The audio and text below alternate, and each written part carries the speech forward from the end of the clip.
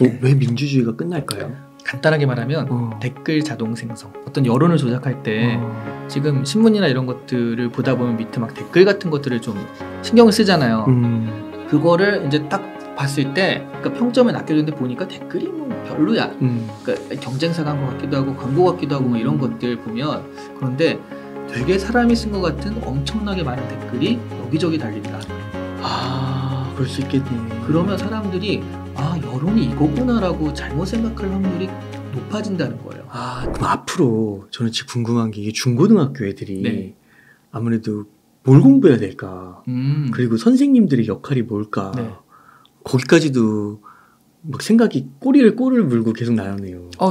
당연하죠.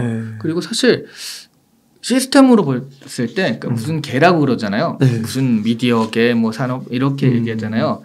정말 가장 파괴적 혁신이 일어나야 되는 곳이 교육계예요. 왜냐? 선생님의 역할이요. 가르치는 거잖아요. 기본적으로. 그렇죠. 지식을 가르치고 뭘 가르치는 건데 미분에 대해서 얘기한다. 그럼 지금 한 반에 30명 있는데 미분에 대해서 선생님이 얘기할 때 지금 선생님의 설명을 알아듣는 사람은 몇 명이나 될까요? 이 사람은 중간고사 성적을 보고 이 정도 수준에 맞춰서 가르칠 거 아니에요. 그 수준에 맞는 사람은 4-5명인 거예요. 어떤 애한테 너무 쉽거나 어떤 애한테 너무 어렵거나. 근데 챗GPT 같은 것들을 활용하면 미분에 대해 설명해줘. 근데 모르겠어. 좀 더 쉽게 해줘. 초등학교 5학년한테 설명하듯이 해줘. 다 그 수준에 맞춰서 바로 해주거든요. 그거를 내가 텍스트로 읽기 싫으면 AI 휴먼과 결합해가지고 AI 휴먼이 선생님한테 가르쳐주듯이 하면 나만을 위한 내 수준에 딱 맞는 선생님이 나와서 나를 가르치는 겁니다. 그리고 계속 좋아 알겠어 모르겠어를 체크하잖아요. 그럼 정말 내 수준에 딱 맞는. 그러겠네요. 그러면 선생님의 역할이 그리고 또 하나는 소름이다 소름. 교실에 가서 내가 여러 명과 앉아서 배워야 될 이유가 뭘까? 그래요. 딱 나한테 가르쳐 주는데 그렇죠? 그래서 예전에 유발 하라리가 구글 미드업 행사에서 그 구글 직원들만 보는 행사에서 그 토크쇼를 했는데 그때도 그런 얘기를 했어요. 그때는 이제 지금 배우는 학교에서 배우는 지식들이 50년, 60년 그러니까 얘네들이 컸을 때는 아무 쓸모가 없는 쓰레기가 된다. 그럼 지금 학교를 왜 보내느냐? 학교 역할이 뭐라고 생각하냐라고 했을 때 유발 하라리가 뭐라고 했지? 휴식 시간이 제일 중요할 것 같다고. 그 배우는 게 중요한 게 아니라 배우는 거 어차피 얘네들 쓰레기니까 됐고 휴식 시간에 애들과 놀고 떠들고 사람을 사귀고 대박이네. 이런 커뮤니케이션을 연습하고 이런 것들이 중요한 거다. 그래서 이제 학교가 필요한 거다라는 얘기를 했었는데 이 챗GPT 시대에는 그게 그러면 좋겠다가 아니라 그렇게 해야 될 수밖에 없는 상황이 되는 거죠 지금. 그러네요. 그 머릿속에 그려지는 게 자녀들이 축구 경기 같이 하고 같이 운동장 가서 뛰어놀고 그런 게 연상이 되네요. 그리고 사실 그냥 야 너 알아서 해야 하면 알아서 하는 사람 없으니까 선생님을 일 때는 이제 매니지먼트 역할, 티칭의 역할이라기보다는 너 이렇게 잘 되고 있니? 라고 체크를 해주고 그런 역할들로 좀 바뀌는 것이 아닐까. 그러니까 이것에 맞자면. 근데 교육이 그렇게 확 빨리 가진 않잖아요. 그래서 이게 언제까지 어떻게 바뀔지 모르겠으나 그렇지 않으면 사회에선 이런 걸 원하는데 교육은 좀 따로 가는 그런 현상들이 계속 될 수 있겠죠. 그러네요, 진짜. 그러니까 진짜 이렇게 뭔가 로봇하고 이런 게 좀 챗 GPT가 이렇게 연계가 되면 진짜 한 명 한 명마다 이렇게 스승이 붙은 상태에서 그거를 그래도 좀 이렇게 사람이 관리하는 그런 느낌, 뭐 그런 게 그려지기도 하고 뭐 학교 올 필요가 있을까 싶기도 하고 아무튼 어떤 미래가 그려질지 뭔가 변화는 분명히 있을 것 같아요. 변화를 해야 되는 상황일 수밖에 없죠. 그 다음에 제가 이제 개인적으로 메타버스에 관심이 많아가지고 메타버스에 챗 GPT가 결합되면 또 엄청난 일이 벌어질 거라고 예측하셨습니다. 이게 뭔가요? 궁금해요. 프리가이란 영화 혹시 보셨나요? 봤습니다. 프리가이는 뭐냐면 그 라이언 레이놀즈가 나오는데 NPC라는 게 있어요. 넌 플레이어 캐릭터라고 게임에 들어가면 상점 주인, 술집 주인, 사람이 아닌 거죠. 상점 주인은 항상 나한테 뭘 팔아요. 이거 살래? 좋아. 하는 식으로. 그렇게만 딱 하는 거예요? 네. 근데 아무리 다른 말을 걸어도 그냥 팔기만 하는 사람이거든요. 그러니까 그냥 컴퓨터 안에 하나의 요소인 거거든요. 그 NPC가 AI가 된다라고 생각하면 어떨 것 같아요? 나랑 대화가 되는 AI다. 그게 프리가이입니다. 그 프리가이가 그 NPC인데 게임 안에 NPC인데 어느 날 자아를 가지게 되는 거예요. 근데 내가 게임 속에 들어갔네요. 그렇죠. 근데 이 NPC는 사람이 아니에요. 그냥 NPC인데 내가 사람이라고 착각하는 거예요. 예. 그래서 그 어떤 관계를 가지고 막 이런 내용이거든요. 이게 가능해져요. 그러니까 그 게임에서 네. 캐릭터가 내가 될 것 같은데요. 그렇죠. 그리고 게임이 너무 생생할 것 같은데요. 네. 내가 가서 얘기를 했는데 오늘 상점에서 커피를 샀는데 이 상점 주인이 어제랑 다른 말을 하는 거예요.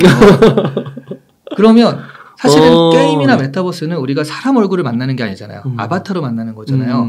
그럼 이 사람과 나는 되게 친해요. 근데 이게 튜링 테스트 통과했다는 얘기는 사람인지 기계인지 그렇죠. 모른다는 얘기거든요. 와. 이 친한 게 나중에 가면 어차피 메타버스에서 만나는 사람들을 우리가 현실에서 만난다는 생각은 안 하잖아요. 현실이 되는 거지. 네, 게임에서 만나는 사람도 물론 현피를 붙어서 뭐 싸운다 그런 건 모르겠지만 그랬을 때 얘가 기계된 사람이든 이게 무슨 상관이냐는 거예요. 내 마음을 오히려 되게 잘 이해해주는 사람이다. 라고 했을 때. 네. 그렇구나. 그래서 이게 우리가 생각하는 디지털 세상이 지금은 디지털 세상과 현실 세상이 분리돼서 그냥 현실 세상에 붙은 하나의 보조물일 뿐인데 만약 이 AI가 인식 가지는 건 아니지만 이렇게 튜링 테스트 통과한 기계들이 AI가 돼가지고 이 안에 들어가 있다. 그러면 새로운 세상이 열리는 거예요. 그래 나는 여기서 놀지만 또 여기 가면 다른 친구들이 있는 거예요. 메타버스는 문제가 나밖에 없거든요. 들어가면 아무도 없어. 그 말도 잘 안 통해. 근데 여기는 NPC들이 항상 여기 있는 친구들이니까 들어가서 또 오늘도 놀고 이럴 수 있잖아요. 그냥 또 다른 세상인 겁니다. 그렇게 되면. 근데 이게 진짜 소름인 게 제가 몇 년 전에 그 영국의 AI 드라마 하나 본 적이 있는데 네. 거기서 어떤 일이 벌어지냐면 그 부부였어요. 부부인데 그 남자가 너무 일을 많이 하고 근데 안에 그 인공지능 로봇이 집에 있는 거예요. 네네. 가정부. 네. 근데 그 로봇이 되게 젊게 잘 만들어진 거예요. 그러니까 그 아내가 사랑에 빠지더라고.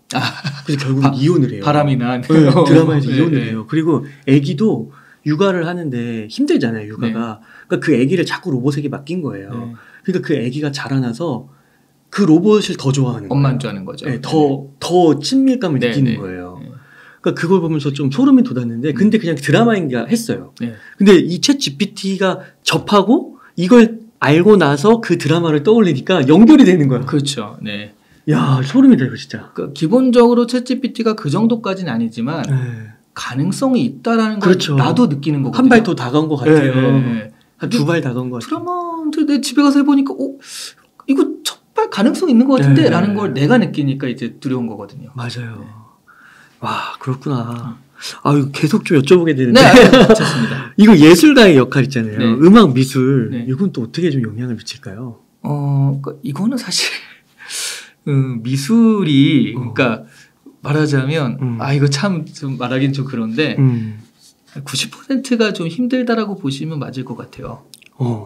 예, 왜냐하면 제가 얼마 전에 또 어디라고 이제 말은 좀 그렇겠다. 이게 약간 그래서 그러니까 어떤 되게 유명한 업체가 있습니다. 그래서 얘네가 자기 상품을 뭘 하기 위해서 필요한 이미지가 있었어요. 그래서 이 마케팅 팀장이 야 그러면 그 업체한테 얘기해가지고 그 이미지를 생성하게 해줘. 그러니까 그 상품을 들고 있는 어떤 식의 화면이 필요했던 거예요. 그 이미지가.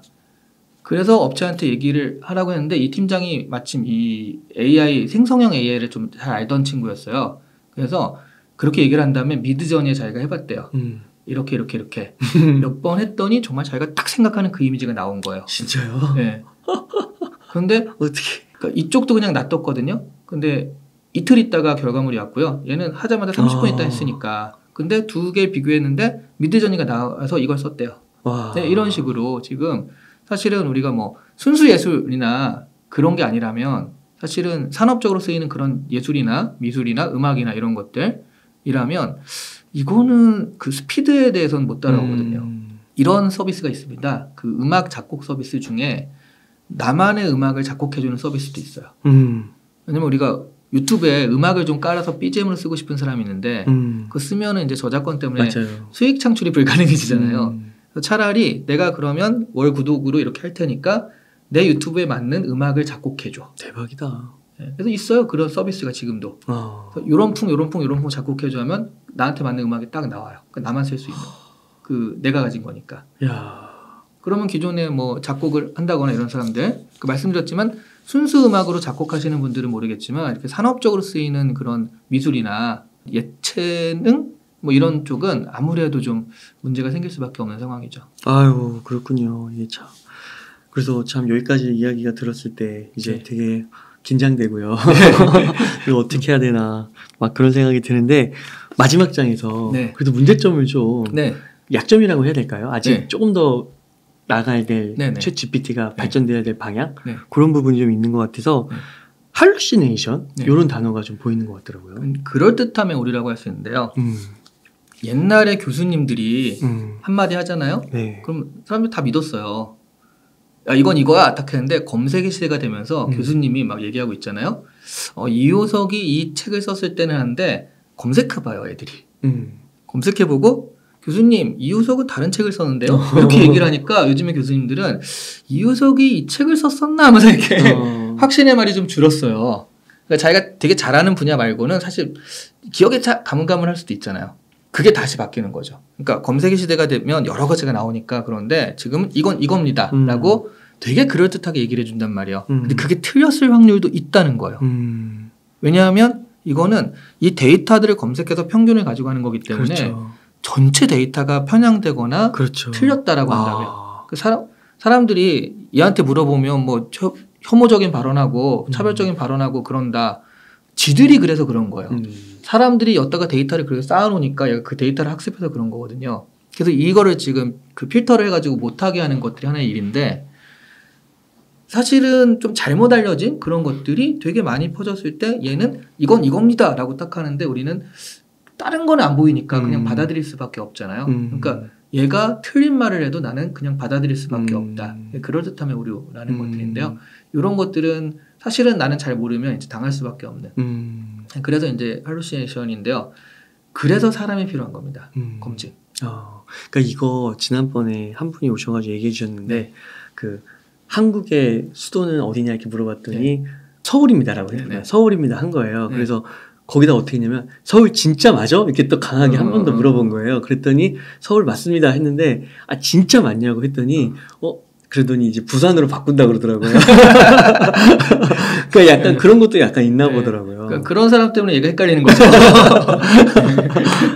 네. 그 GPT를 이제 사용하는 기업들이 네. 그 막 몇 주씩 투자를 받고 막 그러잖아요. 네네.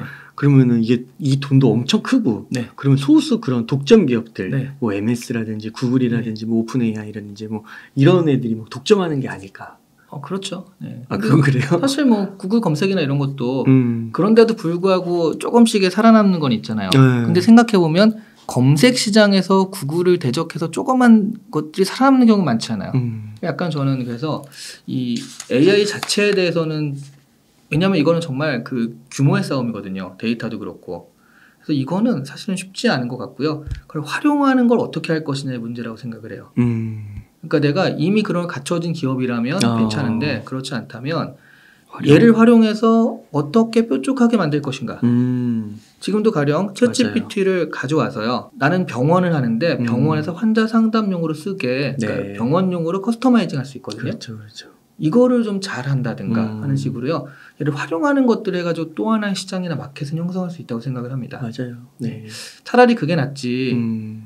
이만큼 만들었는데 자 지금부터 나도 만들어봐 라고 하면은 그럼 얘는 노나요? 얘는 더 많이 가거든요. 맞아요. 그러니까 그런 것보다는 현실적으로는 이렇게 하는 게 낫지 않나. 네, 사실 뭐 저희 유튜버, 크리에이터 이런 분들도 네. 다 유튜브라는 걸 활용하는 거잖아요. 그렇죠, 그렇죠. 그렇게 제일 좋은 그 만약에 네이버였으면 네이버를 활용하는 거고. 네.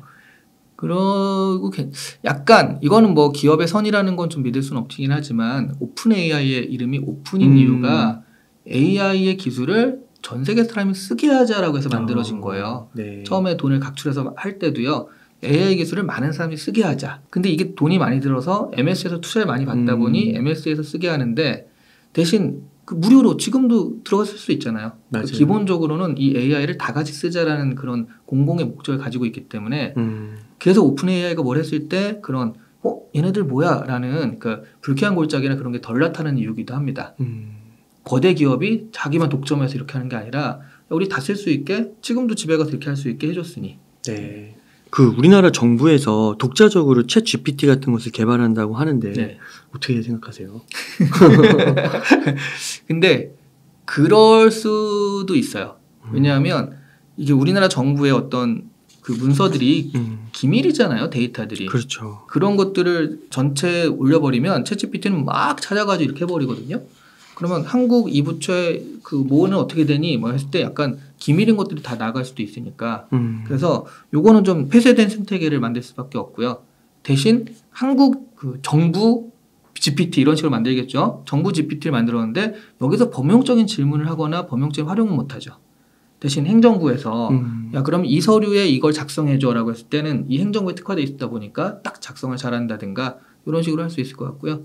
그래서 좀 작은 기업들 있죠. 이런 것들을 하는데 작은 기업들은 이런 것들을 구축해주면서 또 돈을 벌 수 있는 여지도 있지 않을까 하는 생각은 들어요. 아 그렇군요. 아 그러면 그 챗 GPT로 만들어지는 그런 저작물 있잖아요. 그럼 저작권이 어떻게 되는 거예요? 그게 아직까지 결론이 안 났고요. 그리고 저는 좀 주장을 하는 측면에서 보자면 저는 그 저작권은 없다고 생각을 하거든요. 이렇게 만들어진 건데. 그렇죠. 이것의 저작권을 누가 가지냐. 야, 그거 내가 쓴 단어야. 내 거야라고 하기에는. 그리고 자, 과제 같은 걸 봤을 때요. 결국 나도 뭘 하냐면 구글 검색을 해서요. 정보를 합쳐가지고 새로운 과제를 만들어요. 맞아요. 우리가 뭘 할 때도 그렇잖아요. 책을 쓸 때도 마찬가지거든요. 이거를 처음부터 끝까지 나 혼자 오리지널로 쓰는 사람이 어디 있겠어요. 그렇죠. 내가 아는 정보들을 활용했다가 통찰 조금 붙이고 막 이런 거잖아요. GPT가 이렇게 하는 겁니다. 그 결과물을 냈잖아요. 여기에 대해서 야 그건 내 거야 라고 저작권을 주장한 것 자체가 굉장히 이상한 거고요. 뭐 인용을 달아야 될까요? 인용이 철저해져야 되나? 근데 그것도 힘들 것 같은데. 그렇죠. 그러니까 왜냐하면 얘가 그 여기서 요만큼만 가져왔는데 그렇죠. 그 인용이라고 하기도 그렇고. 맞아요. 예. 그러니까 이게 말하자면 저는 저작권을 이게 주장할 수 없다라고 생각을 하거든요. 그리고 실제로 어떤 일이 있냐면 옛날에 조영남 가수 대작 논란 혹시 기억하세요? 맞아요. 화투 그림으로 네. 대작을 해가지고 뭐 문제도 아니다. 아니 지가 그린 것도 아닌데 네. 저작권을 주장하는 말이나 되냐 이렇게 했잖아요. 그게 대법원 판례까지 나왔거든요. 조영남이 맞습니다. 저도 그렇게 될 것 같아요. 네. 인정해줘야 될 것 같아요. 네. 아이디어가 중요한 거지. 이게 실제로 그림 그리는 기술은 그냥 기술이다. 또 계약도 한 거고. 네. 그리고 요즘에 현대미술 같은 경우에는 또 공장에 의뢰해서 막 작품 제작하는 경우도 있거든요. 그럼 아이디어나 처음에 만들 때 이런 개념이지 실제로 이걸 하나하나 만드는 건 기술이니까. 그럼 똑같은 거죠. 챗GPT는 하나의 그 만드는 기술적인 거고 내가 프롬프트를 통해서 이런 질문 저런 질문에서 이런 결과물을 끄집어냈다라고 했을 때는 그 처음에 어떤 명령을 했느냐의 그 아이디어가 중요한 거다라는 거. 그래서 외국에서는요. 프롬프트 베이스인가? 라고 해서 프롬프트 거래 사이트가 있어요. 이거는 이제 챗GPT보다는 그 미드저니처럼 달리나 생성형 그림에서 나오는데 이런 명령을 했더니 이런 아름다운 그림이 나왔네. 근데 이 아름다운 그림 자체는 그 누가 저작권을 할 수가 없는 거잖아요. 그래서 이 명령어를 팔아요. 너도 이렇게 해봐. 그럼 이게 나올 거야. 그래서 이 명령이 얼마나 좋아하는 식으로 그런 사이트도 있어요. 그래서 저는 저작권은 사실은 누가 주장하기는 좀 애매하지 않나 하는 생각을 좀 많이 하고 있고요. 그래서 이것에 대해서 저작권이 문제가 돼가지고 개발이 딱 멈추는 순간 전 세계적인 경쟁력에서는 뒤지게 될 수밖에 없다는 거죠. 전 세계가 지금 이걸 달려가고 있는데 우린 가뜩이나 늦었는데 야, 저작권 때문에 일단 아무거나 다 수집하지 마라고 딱 걸어버리는 순간요. 그러면 사실 우리는 뒤져버리는 거니까. 그러면은 어떤 결과물이 딱 나왔어요. 그래서 어떤 A라는 글이 나왔는데 예를 들면 그거를 이제 뭐 유튜브라든지 네이버라든지 이런 플랫폼에다 올린 거예요. 네. 그게 영상이 됐든 뭐 네. 이미지가 됐든 글이 됐든. 네. 근데 올렸는데 그럼 그거를 가져다 쓰는 거. 이게 누구 저작권이냐의 문제인 거죠. 네네. 그렇죠. 근데 그거는 그거에 대해서 아직 안 되어 있어요. 근데 아마 내가 이걸 했으니 사용권 정도의 개념이 되지 않을까요? 왜냐하면 내가 돈을 내고 돈을 안 낼 수도 있구나. 그래서 딱 했으니까. 근데 거기에 대해서는 아직 전혀 합의가 되어 있지 않고요. 왜냐하면 그런 사례는 별로 없거든요. 네. 그렇군요. 이거는 뭐예요? 민주주의가 끝난다? 챗GPT로 인해 민주주의가 끝날 것이라고. 이런 얘기가 나오는구나. 네. 왜 민주주의가 끝날까요? 간단하게 말하면 댓글 자동 생성. 그러니까 우리가 어떤 여론을 조작할 때 지금 신문이나 이런 것들을 보다 보면 밑에 막 댓글 같은 것들을 좀 신경을 쓰잖아요. 상품 같은 거 할 때도 이런 거 안 믿어 라고 하면서도 막상 살 때 되면 또 평점 낮으면 다시 한번 보게 되잖아요. 그렇죠. 그거를 이제 딱 봤을 때 그러니까 평점을 낮겨줬는데 보니까 댓글이 뭐 별로야. 그러니까 경쟁사가 한 것 같기도 하고 광고 같기도 하고 뭐 이런 것들 보면 그런데 되게 사람이 쓴 것 같은 엄청나게 많은 댓글이 여기저기 달린다. 아, 그럴 수 있겠네. 그러면 사람들이 아, 여론이 이거구나라고 잘못 생각할 확률이 높아진다는 거예요. 아, 댓글이 되게 기계적인 게 아니라 진짜 네, 사람이 네. 쓴 것 같은 정성 들여서. 네. 그게 막 이렇게 쌓이면 야. 아, 지금 여론이 이렇구나라고 하면서 그 여론을 조작할 수 있는 여지가 생기는 게 이것이다. 그랬을 때 우리 민주주의라는 것이 결국 그 다수결이잖아요. 네. 그랬을 때 이 민주주의 자체가 훼손될 수 있다라는 네. 예측을 이제 외신에서 외국에서 많이 한 편인 거죠.